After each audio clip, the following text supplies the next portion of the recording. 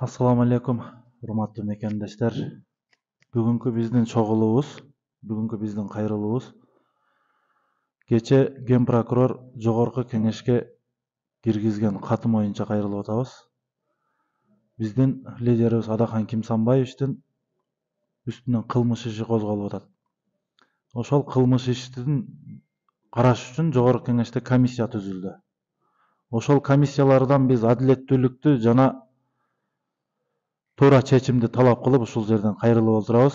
Урматтуу биздин эл өкүлдөрү, сиздерге биз ишенич менен кайрылып атабыз. Бүгүнкү сиздер ошол жерде жогорку кеңеште депутат болуп көкүрөгүңүздөргө таккан желекти бирөө берген эмес, сиздерге эл берген. Ошол элдердин атынан биз талап кылып атабыз. Туура чечим чыгарып, чындыкты сүйлөгөн кишилерди бүгүнкү күнгө чейин түбүнө жетип келген биз бүгүн чындыкты сүйлөп аткан кишини коргоп калалы. Ошол чындык дайыма сүйлөнүп турсун ошол жогорку кеңештен. Себеби жогорку кеңеш бекеринен эл өкүлү деп аталбайт депутаттар. Элдин өкүлдөрү ошол жерде элдин атынан какшап чындыкты сүйлөгөн кишилердин бүгүн тилин кыркып бутун тушаганды токтотолу деп чыгып атабыз. Ошондуктан бүгүнкү күнү Адахан Кимсанбаевичтин үстүнөн козголгон иштердин баарын жокко чыгарышыңыздар керек элесиздер. Комиссияны шайлабай туруп, комиссия түзбөй туруп керек болсо жокко чыгарып коюшуңуз керек эле. Урматтуу депутаттар, бул Адахан Кимсанбаевичтин үстүнө козголуп аткан баарыңыздардын башыңыздарда бар. Себеби парламентаризмдин бутагын бутап атат. Мен сиздерден суранам, талап да кылам. Адилеттүү чечим чыгарыңыздар. Рахмат. Арабаңыздар, кымбаттуу кыргызстандыктар.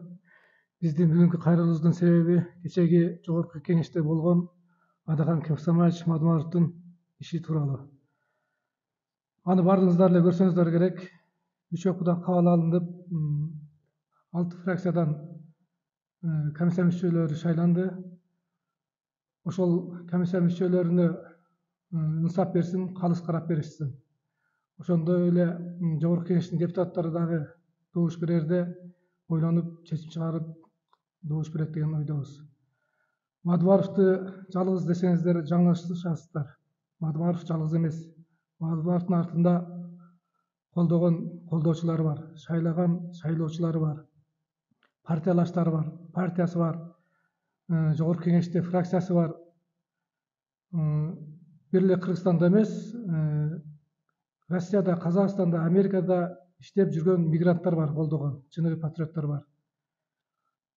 Урматтуу эл өкүлдөрү жана урматтуу бийлик төбөлдөрү, биздин Адахан Кимсанбаевичке карата ушул кылмыш иштери боюнча мен туура эмес деп ойлойбуз. Биз элдер, биздин карапайым калктын бир гана биздин таламыбызды талашкан Адахан Кимсанбаевич гана бара алабыз. Силер мына жогорудагы балдар айтып өткөндөй, элдин сөзүн угушуңар керек. Эл чечет, эл бийлик элдики. Силерди биз ишенип ошол жерге алып барганбыз. Ошон үчүн силерди адилеттүү чечим чыгарып бересиңер деп силерден өтүнүп кетебиз. Урматтуу депутаттар, баарыңар тең бирсиңер, эл өкүлдөрүсүңөр. Ошондук үчүн Адахан Кимсанбаевичке ушул айрыкча ушул комиссиялар акыйкаттуу чечим чыгарасыңар деп ойлойбуз.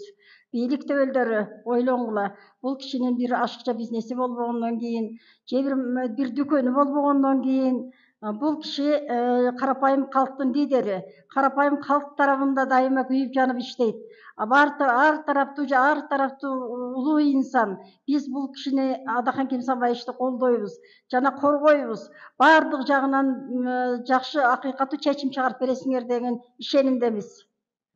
Ошондуктан биз талап коебуз, акыйкат чечим жана адилеттүү сөздөрүңүздөрдү айтып, комиссия жакшы жол менен чечишиңиздерге биз сырттан карап турабыз.